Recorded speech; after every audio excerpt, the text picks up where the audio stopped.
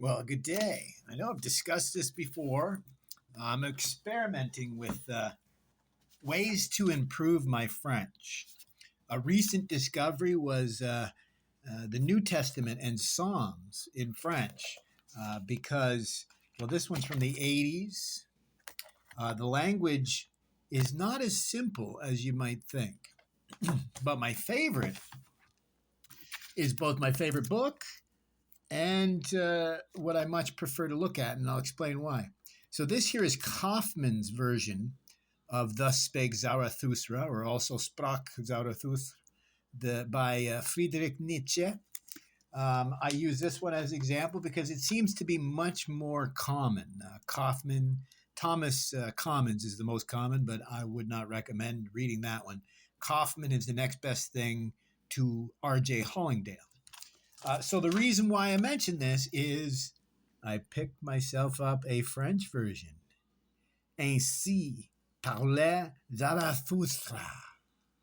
And I'll give you an example of why I think that you don't have to read the language. Like, for example, with German, I can read at this point some German, but I don't speak German. I translate German, right? So an example I'll give you here is my favorite section, which is on the afterworldly or the backworldsmen. Depends on the translation you have. And it says, at one time, Zarathustra too cast his delusion beyond man, like all the afterworldly. It's Hinterwelten in German, and that means between worlds, technically, right? Hinter, like here in Canada, we have something called the hinterland. That is between the tree line and the tundra. So it gives you an idea, right? It's this meta-modernism I've talked about before. And he goes on and he says, the work of a suffering and tortured God, the world then seemed to me. A dream, the world then seemed to me. And the fiction of a God. Colored smoke before the eyes of a dissatisfied deity, right? And so it goes on from there. And the reason why I mention it is in English, some people have told me you can pick it up, but it is plainly obvious in the German that it can be read as we are maybe the gods that are dissatisfied, or we're dissatisfied, or the gods dissatisfied. One of my favorite quotes that Nietzsche has used in the past is God has his hell as well, and it's his love for man, because we tend to disappoint him so much, as it were, right? And this actually is why I talk about this, that the reason why I recommend Nietzsche's Thus Spake Zarathustra is I think it's the greatest self-help book ever published, because it's teaching us what we were meant to do. I was trying to have this conversation the other day with a group of religious people. And I just mentioned that, we were talking about East and West, and that's a whole other discussion. Nietzsche tended to misunderstand the East because they were operating with limited translations. So the way I explain it is when Christ was asked, and this is important because Nietzsche was talking about that, and then later Jung was inspired by Nietzsche, and he also saw the archetype of Christ as something the Westerners should aspire to. The East has the bodhisattvas or these different avatars in other sects. So, geez, I lost what I was talking about there. Well, that's embarrassing, ain't it? Well, long story short, when Christ was asked what his religion was about, and I guess I could grab it. I mean, I'm not on a 30-second video here. So I believe it is John. Or is it James? We'll see.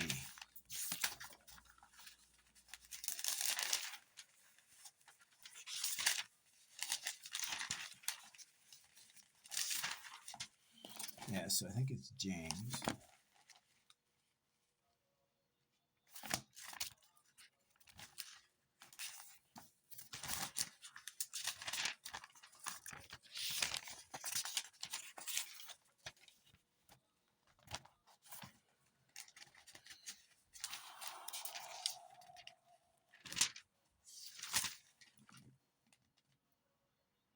Okay, yes. So in James, this is the letter of James. Here we go. This is this is the New Revised Standard Edition of the Bible. This is the New Testament. This is James 2:8. And it says,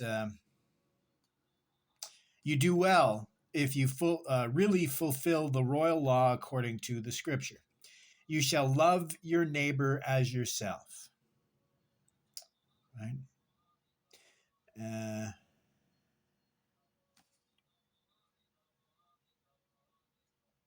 That's odd. Thought for sure it mentioned to love God and then to love God and then to love one's neighbor as yourself.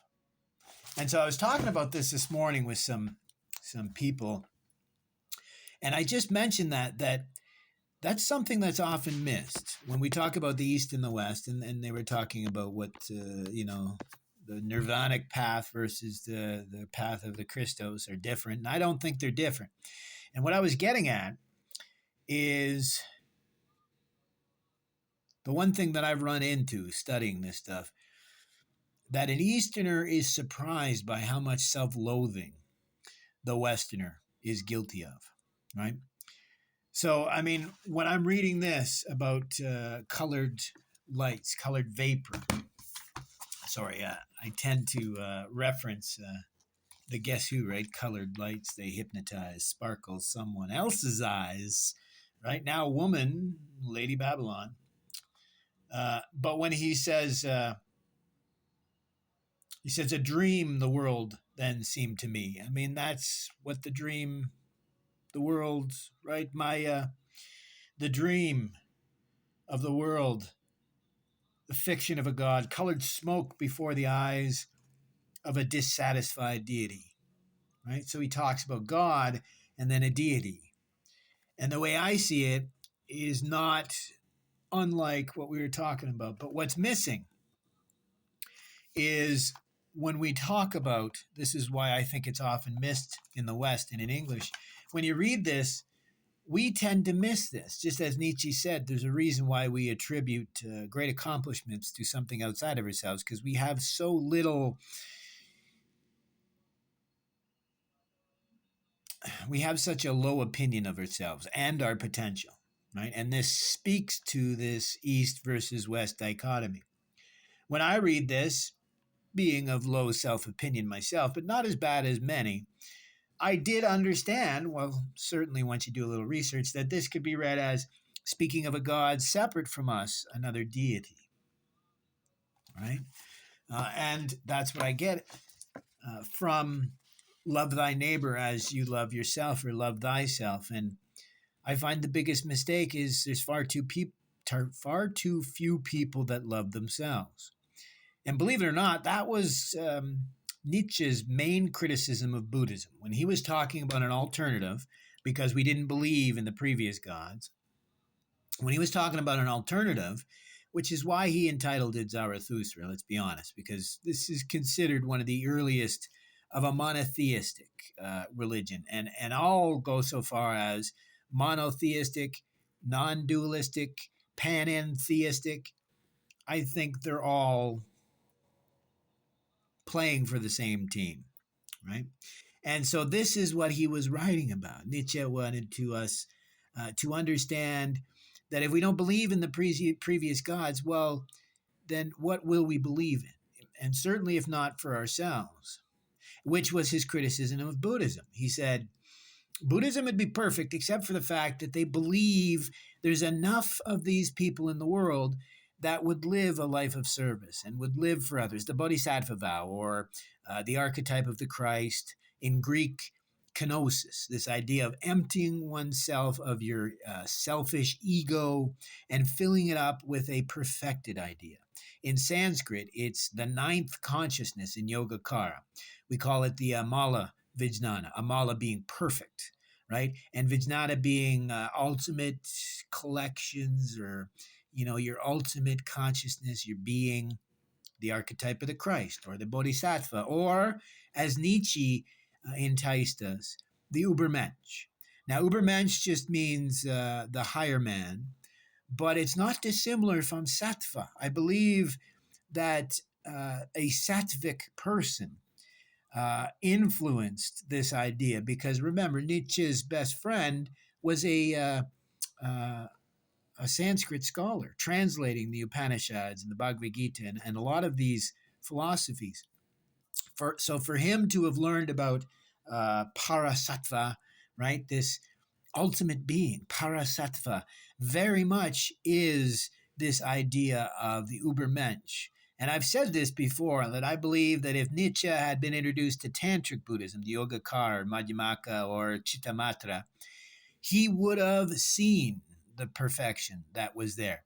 And I do believe that the para sattva is Nietzsche's Übermensch. Just as the Jewish Kabbalah states that there are 36, I won't say perfect beings, but 36 great beings that hold the universe up. Nietzsche may have misunderstood. The idea isn't that there is many of these bodhisattvas, many of these people willing to live a life of service. The trick is having the trust that it may only take a few of us to create this new world, right? Because we have these potentials. And part of the example I give that I believe this is what Nietzsche was getting at, he says in one of his aphorisms, he says, man would be God if not for his baser instincts. This idea of our own self-defeatist attitude, self-limiting beliefs, truly, which is another reason why I think his book is one of the greatest self-help books not often read. But again, as I said, the opener in English, translated from the German, right, talks about a dream the world then seemed to me, and the fiction of a god, colored smoke before the eyes of a dissatisfied deity, right? And I do believe it's meant to be read as God and a god, right? Really, truly the idea of Trinity, the sense that you can't separate God and man and the spirit, right? So I read it as a panentheist understanding, but not as a negation of any other faith, but as a reaffirmation, as Yoga Ananda and Swami Vivekananda both stated, many others have stated that these universal truths are shared. And again, that sounds terrible, these universal truths. I just mean these observations that seem to transcend time and geography. These universal ideas are shared across many cultures and many parts of the planet, but at their heart, they seem to be, I won't say identical, but they all seem to have the same base, that of the early Greek maxim of nothisoton, to know thyself. That's why I say self-help. That's why I recommend Thomas à Kempis's The Imitation of the Christ.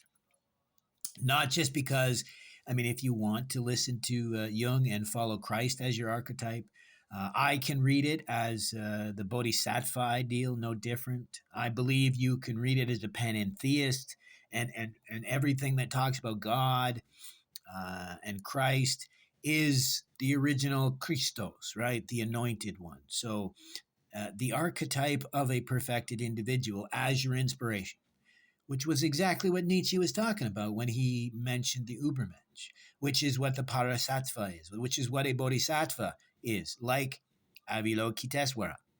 This is the Buddha of compassion, intended to be an avatar of compassion, but also an archetype of being better than your previous self, the only honorable thing.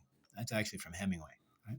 But Nietzsche expected this Übermensch, this Parasattva, to be an archetype, not something, and he even said this, he says, not something that you're going to achieve, maybe your grandchildren someday, if. But the idea is the moonshot goal. And I've said this till I'm blue in the face. It goes back to one of the oldest books on the planet, the Chinese Book of Chains, the I Ching. And in it, one of the hexagrams, one of the bagua, speaks to great harvest or great accomplishment. And it happens to be a combination of the character for great accomplishment begins with great. But what is great? Great in the Oracle Bone scripts was an individual, that's Ren, which is just two lines showing like somebody walking with their head turned. That's the old character. And when you add a slash, right, it's as if someone is standing there with their arms held wide. Great accomplishment, right? Because that's how these things are done, right? Through the will of the individual, the Willen macht, that which propels us to do better, hopefully, right? But the second character is the true telling character. So great harvest or great accomplishment is the combination of a great human being and the character for a hand reaching to grasp the moon. This is where this idea of moonshot goals come from. This is why I mentioned the Ubermensch, because as Austin Kleon says, which I think he was definitely influenced, he took philosophy in school. I think he was definitely influenced by this idea of true individuation, as Jung outlined it, is achieved by faking it till you make it, but not in a negative way. It's aspiring to clone your idols, right? Make them multiple idols, because one idol, don't look at them too closely because they will disappoint. But by trying to aspire to this archetype of an ultimate template for the human creature, it's in the failing to achieve the ultimate or perfection, right? In Sanskrit, we call this the paramitas. It's striving to achieve perfection, but it's in the failing to achieve such that we land on who and what we truly are, right? That's the know thyself. That's individuation. That's the Greeks. That's Jung, and the connection between them. I know it sounds crazy, but that's Nietzsche. Nietzsche being a pre-Socratic, but also a metamodernist and an incredible influence for the evolution of what we would consider psychology, psyche. I like psychotherapy because really, if you break it to the Greek, it's just know thyself, right? Psychotherapy. It's, right, getting to work with who you truly are, the psyche, right? So, long rambling. This is why I can read the Bhagavad Gita, the Old Testament or the New Testament. I can read Nietzsche. I can read Augustine, or one of my favorites, St. John of the Cross, and I hear the same resonance, right? Swami Vivekananda is one of my favorite writers, the Dalai Lama. And to me, they all speak to the same ideas, right? And so on my initial, I do recommend Nietzsche's Thus Spake Zarathustra. It is tough because you probably do need to research a little bit more about Nietzsche and different languages and such. But I thought you'd just get a kick out of this, my favorite section, right? So in French, it says, Le monde, alors, me paraissait l'œuvre d'un Dieu souffrant et torturé. So it's similar, but it's not exactly the same, right? So in English, it says the work of a suffering and tortured God. Le monde alors me paraissait l'œuvre d'un Dieu souffrant et torturé.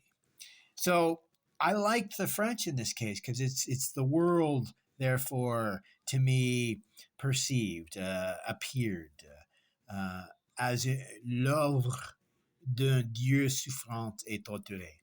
L'œuvre, it's like the creation, but it's also something that he loves, right? L'œuvre, This is why they probably called the art gallery in France Louvre.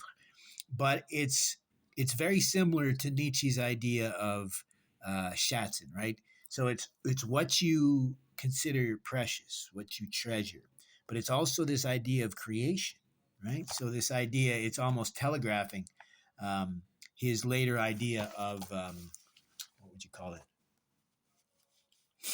Meaning. I guess I just call it like meaning in creation, right?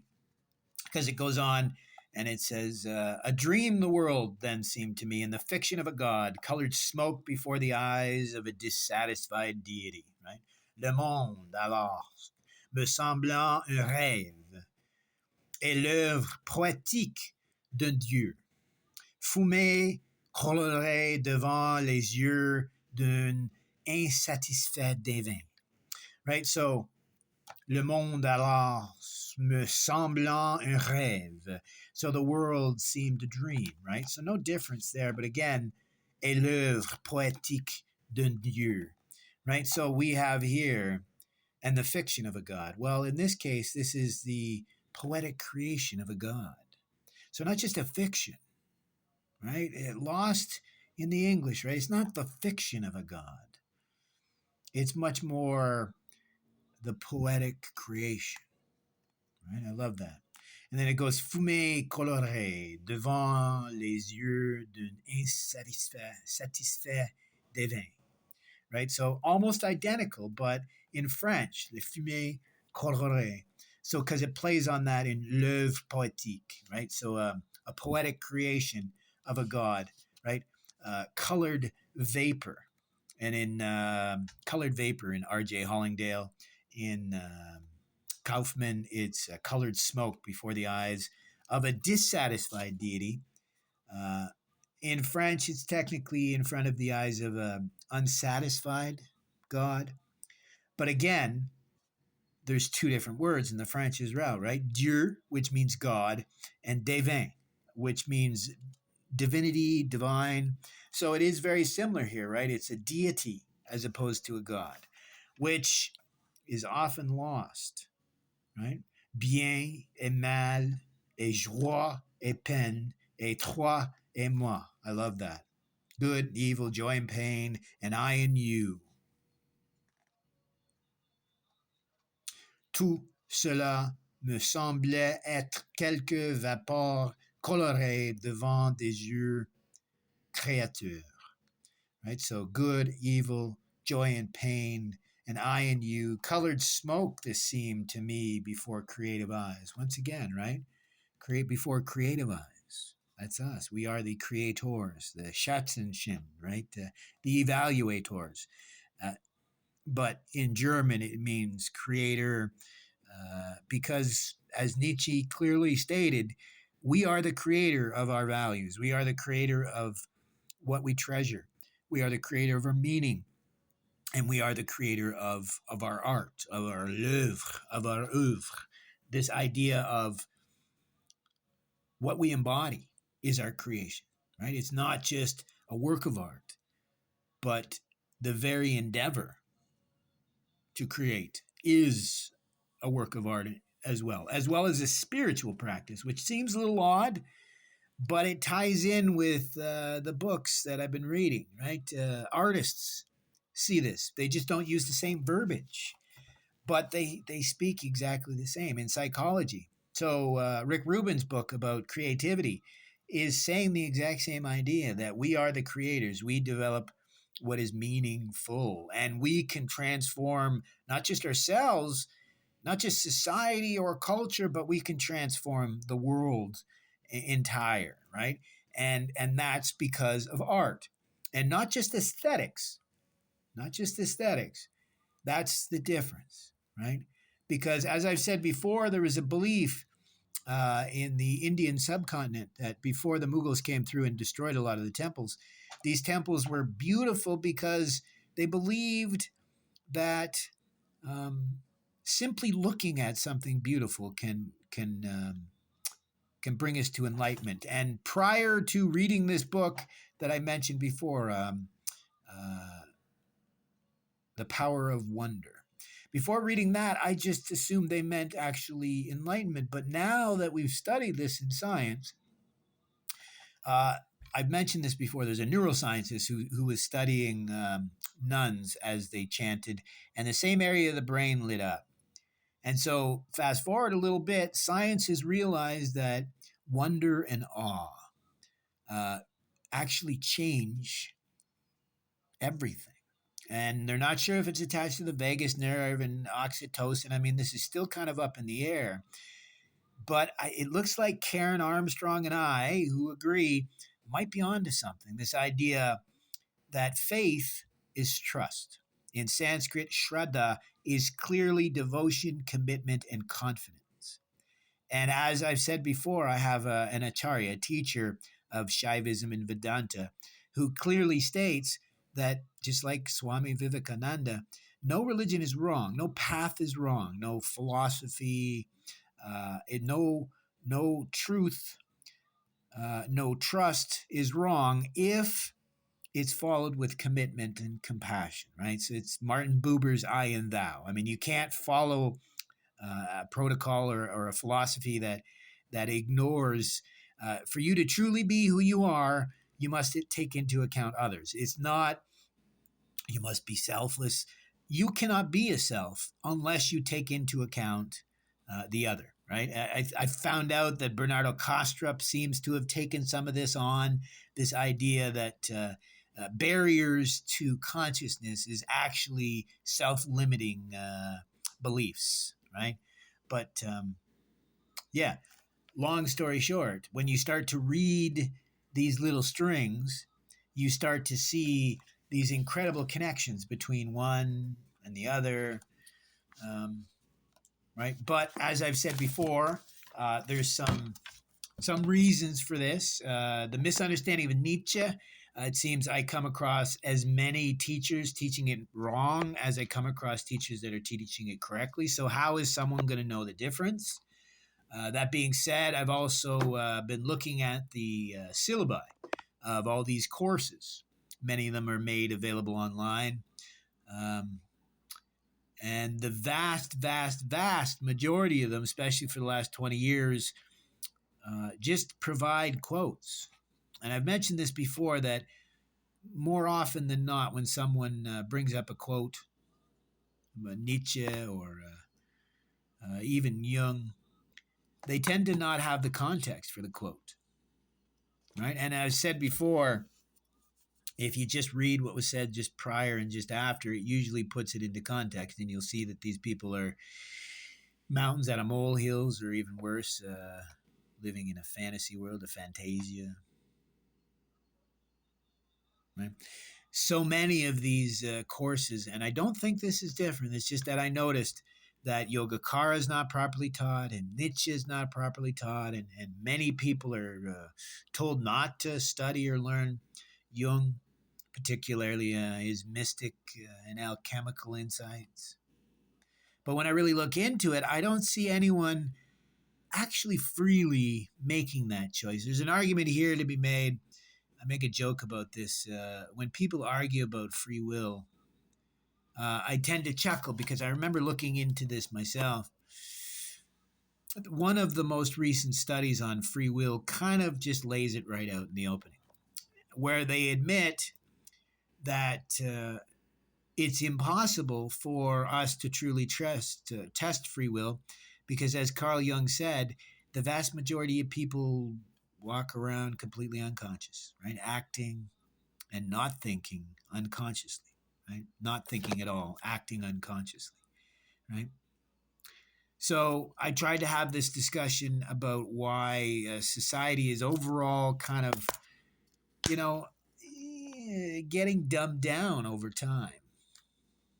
And what I'll give an example to is language. This is why, I guess, partially why a lot of my favorite philosophers tend to be philologists as well, like involved in language, right? Or Marcia McLuhan, involved in communication, or Northrop Frye and Carl Jung, Joseph Campbell, right? Mythos, right? Well, all of that is just, it's stories. Stories are language. Language are mythos. Mythos are archetypes. Archetypes are what we're trying to embody, right? But sadly, rather than understand these simple takes, right? To take from when Christ was asked what the heart of his religion was, and he told people to love God, love all of creation, and to love thy neighbor as you love yourself. But the failure is most of us don't love ourselves as we should. Therefore, it's not hard for us to not love our neighbors as we should. But the real sad takeaway is, as I've said, Hegel said this, Huxley said this, that worse than knowing that we could learn from history and don't is the truth that we know we're not going to. So we can tell each other all we want that we can learn from history so as to not repeat it. The real truth is we know, even if we read it, we probably won't learn, right? And that's where Nietzsche's greatest warning. He said, if we didn't start to apply meaning ourselves, if we didn't start to work within the system, that either the system would collapse. I've mentioned this before. John B. Calhoun of the National Institute for Mental Health actually predicted this as well after his mouse utopia experiments in the 60s, 70s. Nietzsche said, if we're not careful, right, if we don't have enough challenge in our lives, particularly challenging ourselves, right, worse than lies, convictions. So if we don't listen to Jung, who said, if what I used to hold as a lie guides me better than what I hold to be true, then I'll be guided by the lie. And that's where Nietzsche failed to warn us, or we didn't heed the warning. He said, if we didn't watch out for this, we'd be just these apathetic herd beasts, right? Not, well, arguably the modern interpretation is we'd be non-player characters. And that's us. Here we are. He wasn't wrong. But it's never too late.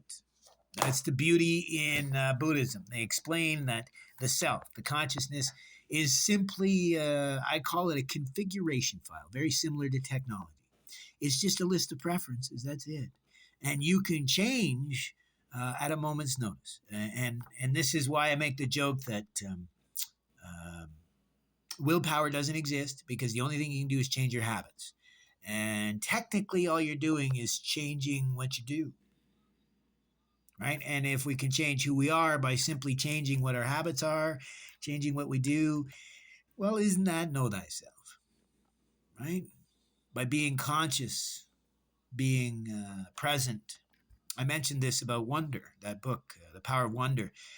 The power of wonder is the fact that it makes reality more tangible.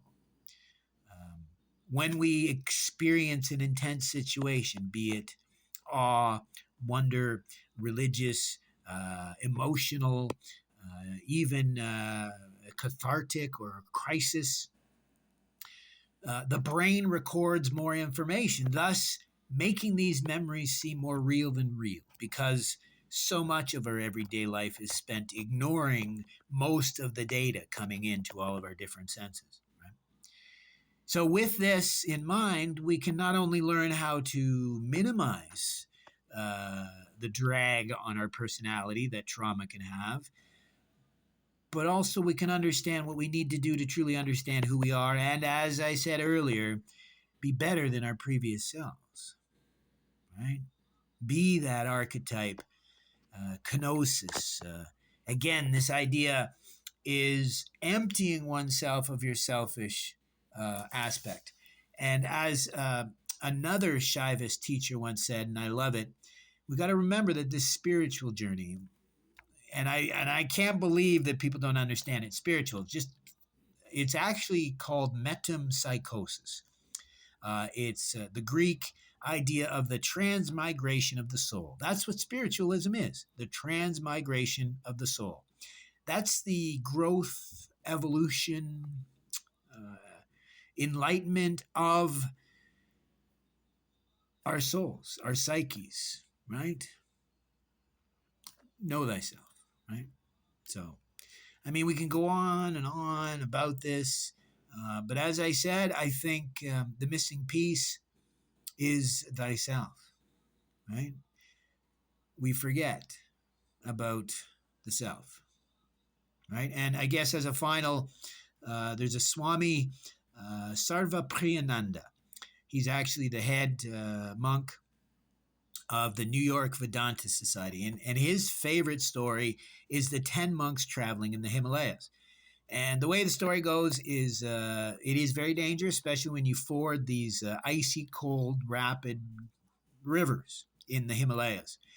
So they would make sure that everyone got across after each crossing. And the story goes that the monks would cross the river and then they would count.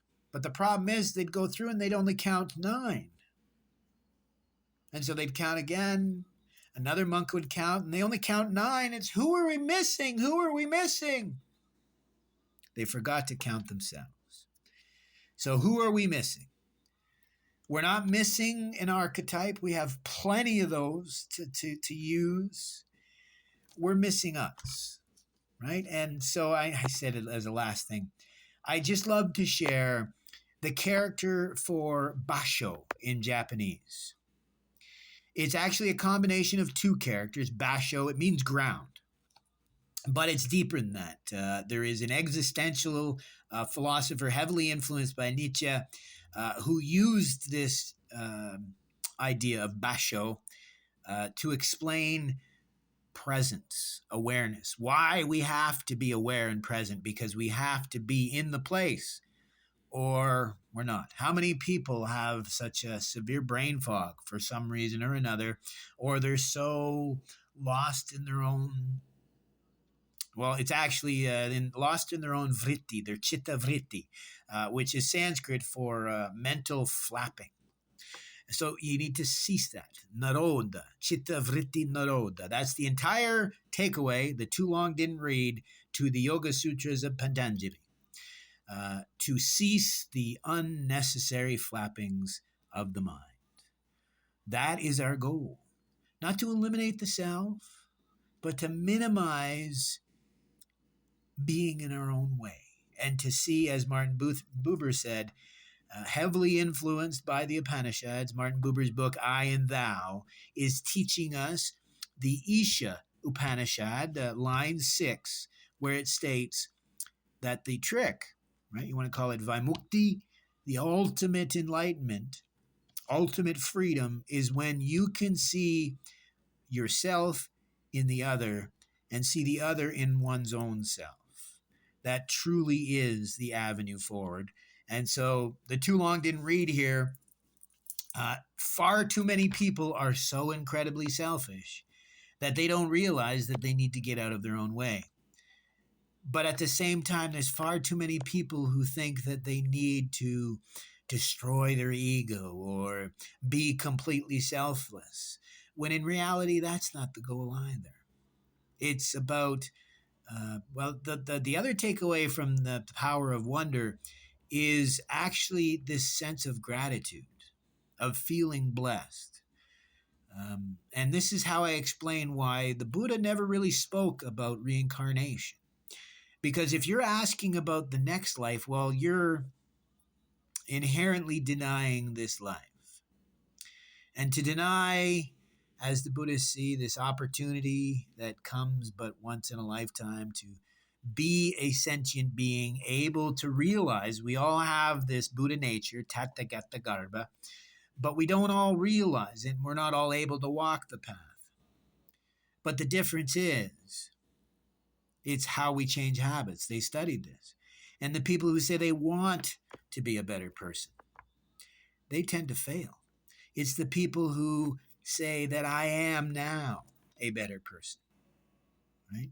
It seems difficult because fake it till you make it seems a little, what would you call it, dishonest. But arguably, the imposter effect is always going to get in the way. And so purely just accentuate the positive. right? It's Dale Carnegie again, right? Just give yourself a lot of praise because we're doing our best. And remember, it's a circular journey. So if we could take anything away from this, the only thing that's missing is our commitment, our devotion, and our confidence. And that tends to be denatured by everyone around us. That's also what Nietzsche said in his Zarathustra, another one of my favorite passages. I believe it comes from the Flies of the Marketplace chapter. This idea that all new ideas have to be developed away from the marketplace because all new ideas, all great ideas are denatured by the marketplace. And what that means is if you're getting flack, then you know you're over the target. You've heard that expression, right? Because if we know that inherently the human creature is lazy and, you know, well, as the Bible says, it takes so long for evil to be punished that we tend to become apathetic when it comes to these things. Psychology agrees because it says the problem with being better than your previous self isn't really our laziness. It has a lot to do with our lack of faith in ourselves, but believe it or not, it's mostly because we don't see incremental growth, right? Like if you try to compare how well you did from yesterday to today, you're not going to notice. It's only when you look back and go, wow, look at that. Look at how much I've changed, right? Because I ran into that this morning. We're just chatting with a couple of people, and then a couple of people that I've ran into in the past before, these contrarians who just don't like anything you say, or they pick on one little word that you said, or usually I would have been really horrible, right? Because I get frustrated with, willfully ignorant people because I I've been there, right? And I needed someone to be tough on me and say, hey, smarten up. You're being really silly here. You're not thinking properly. You're not thinking straight, right? You need a guide. This is why so many people look to a guru. But what I didn't realize is the problem isn't the gurus giving the guidance. And the problem isn't solely because the people look to the guru for the guidance instead of themselves. The problem now is there ain't enough people looking to a teacher or a guide or whatever you want to call them. There's far too many people who think they are, the all-knowing, right? It's doubt has been the greatest guide in my journey. I've made this joke before. The easiest way to tell the difference between a good Buddhist and a bad Buddhist is the good Buddhist will admit how much trouble they have. The bad Buddhist will lie about what a great Buddhist they are, right? So that's why I really push the idea of the tetralemma, this idea of doubt. Um, we can't know everything, right? Because the only thing that's certain in life is uncertainty. But more important than that, the only way we come to know something is by riding out the doubt, right? Trust, but verify. And it seems that it's far too people doing one or the other. Not enough people trusting, and those that do, not enough people verifying. And I think it's a circle. It feeds upon itself, right? Doubt with trust leads you to a greater understanding. Right? Trust with doubt allows you to make sure you're not falling for, say, synchronicity, right? Seeing causal applications that aren't there, which closes your mind to potentialities, right? Possibilities, I guess I should say. Right? So, yeah, I mean, mainly that's my biggest takeaway is we need more people um, wondering. We need to ask more questions, not less. We need more questions, not more answers. Because how many people will admit that most of the time answers fail, particularly for the questions that are most important. Either, as I've said, we try to oversimplify things when that's impossible, or we delude ourselves into thinking we're asking the right question and it's the universe that is having a trouble. One of my favorite new aphorisms is I can explain it to you, but I can't understand it for you. Right? So, on that, I bid you adieu, which actually means I'll see you later, but it technically means I bid you to God. But have an awesome day.